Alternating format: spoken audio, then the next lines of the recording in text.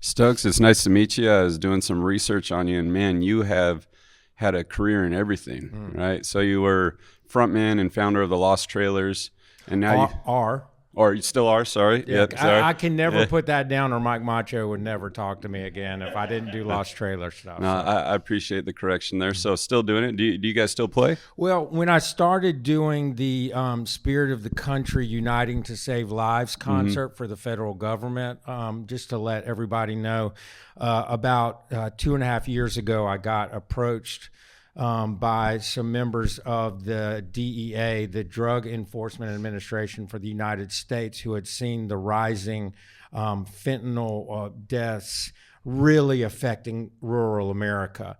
And they asked me if I would start a music outreach program to address that, to really get the word out, especially to young people, about the dangers of illicit fentanyl. And we started working together on that. Our first step was to bring the Faces of Fentanyl wall to the CMA Awards. And that was such a powerful way to get the word out, and everybody in country music kind of rallied around it, which one of the great things about this industry is it is a family, it is a community. If something affects a community in rural Wyoming, you will have people from rural Georgia standing up to try to address it, and that's what happened with this. So then they asked me, after having success with that, would I put on a series of concerts?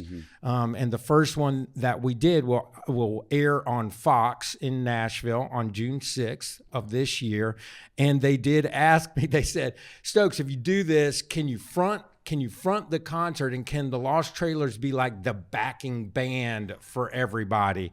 And I was like, yeah, sure. So it's crazy, Travis, that after 25 years of doing Lost Trailers, and we're still it's still going, and we're doing a double album called Spirit of the Country to help promote those concerts. But the crazy thing is the embrace of the music internationally and globally. And that's something I wanted to talk about today, Travis, is the importance of country music and American music to engage global audiences, because they love the authenticity of what we're doing here. Yeah, absolutely.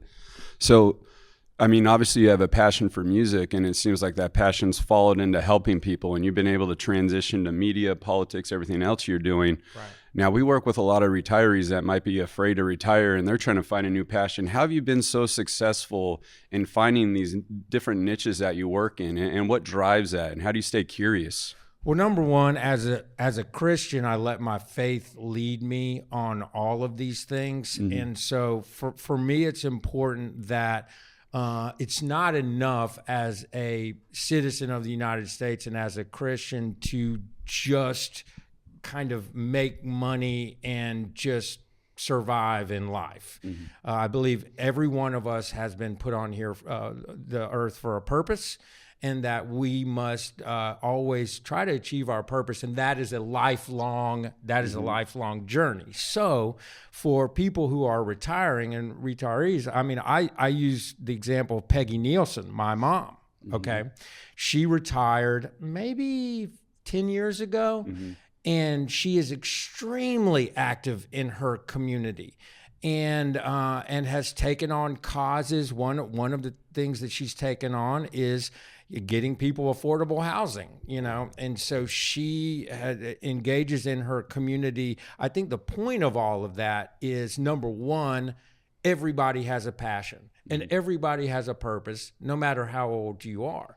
So it doesn't matter if you're 75 years old and you go, hey, I'm really passionate about this. Is this too late to start? Absolutely not. Now, I will say there are financial realities that need to go into this process.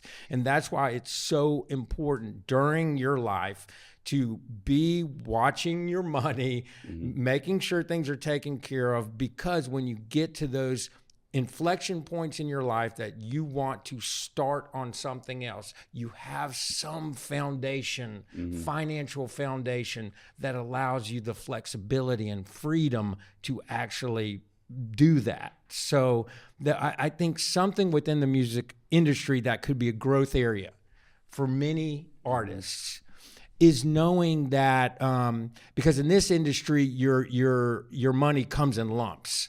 Okay, it's not like a salary deal. Mm-hmm. It's like you work really hard for 2 years. Maybe you may not make anything, and then in 1 year you make an ungodly amount of money. Well, you better be smart enough to know that in that year, when you start preparing for your next year, you have to have that money not only stored away, but in places that are making money while you're out there on the road doing your thing. So I would say people that are in that position where they're retired and they're looking at their passion, make sure that you're also nurturing your savings and being mindful of that.